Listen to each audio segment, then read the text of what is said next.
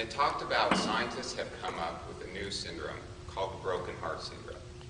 The medical term for this is cardiomyoplasty. When most of us think about a broken heart, we tend to think about a romantic relationship that we've been in.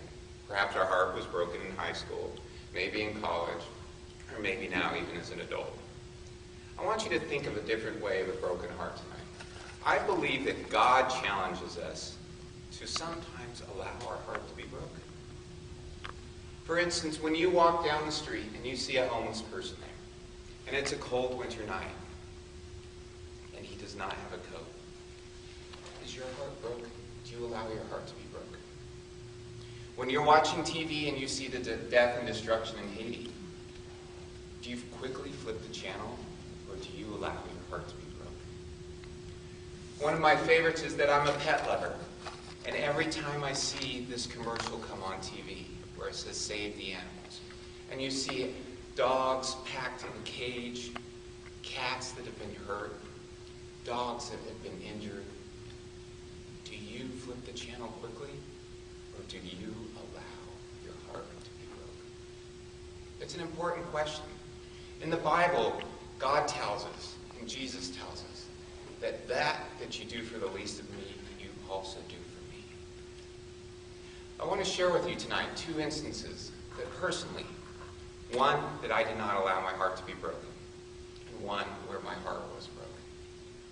I don't know if some of you live in Grapevine, but there was a gentleman that used to pull a toy around.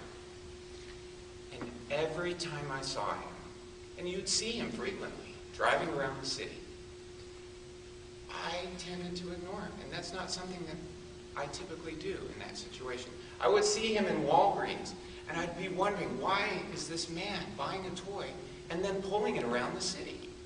What is wrong with that? I never took the time to allow my heart to be broken to understand what he was doing and what he was going through. And then last year, unfortunately, while pulling his toy through Grapevine City, he was struck by a car and killed. His heart was broken. And at that point in time, my heart was broken too.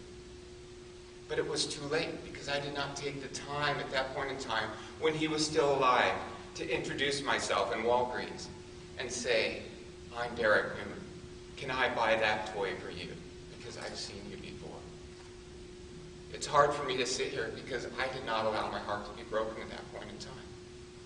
And come to find out, his funeral was on the news, and many people from around the city came, and they celebrated his life. I discovered at that point in time that he was giving his toys to children, and that's why you would see a different truck being pulled down the street several times a week.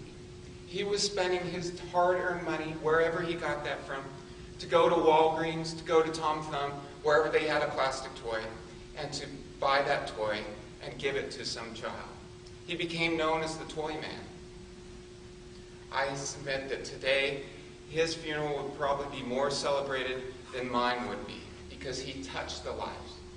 So I ask you, at that point in time, did I ignore him, or did I ignore God? It's a tough question, one we need to think about. And now I want to change the subject as well. A couple of summers ago, I was in another similar situation. I had dropped my daughter off at her theater school, and I was walking around down Fort Worth, trying to kill some time. I was hungry at that point in time, and there was a homeless gentleman that was sitting outside the subway. I thought, he asked me for some food. I said, I don't have any food right now, but let me take you in and buy you dinner. So I took him in. This homeless man that had barely enough clothes, not a coat, obviously was a hungry individual. I said, this is a chance for me to help him. So I took him in. I said, choose anything on the menu. I want to buy you dinner. Granted, it was only at Subway, but that's where I was headed anyway. But at that point in time, it was a chance for me to give back. So we sat there and we ate our Subway sandwiches together. Me and my coat and everything on a nice evening, and him sitting there enjoying his sandwich. I allowed my heart to be broken that night. I submit to you again, was I feeding this homeless man or was I feeding God?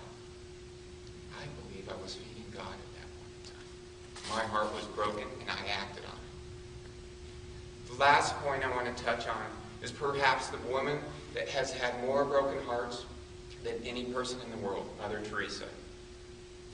There's a story about Mother Teresa where a man went to interview her, and she had her shoes off at that point in time. And he didn't have the heart to ask her why her feet were so deformed. And he said he didn't have the heart to ask her.